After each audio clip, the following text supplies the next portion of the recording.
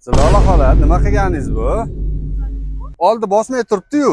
Parallelniy parkovkaga mashinani qanaqa qo'yish kerakligini ko'rib charchagansizlar. Xato qilib qo'ysanglar, vaziyatdan qanaqa chiqib ketish kerakligi haqida gaplashamiz.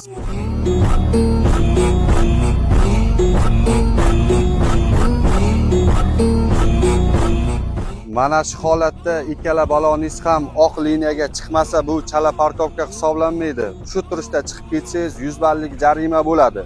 Siz parkovka qilayotganda sizda 2 minut vaqt bo'ladi, bemalol siz oldiga, orqaga qilishingiz mumkin. Bu vaziyatdan chiqib ketish uchun rulni oxirigacha chapga burib, birga olib oldiga ozroq yurishimiz kerak. Ozroq oldiga yurib oldik. Ozgina rulni o'ngga burib, orqa balonimiz oq palasaga chiqqungacha yuramiz. Endi rulni oxirigacha chapga burib, mashinamizni qidirib qo'yamiz.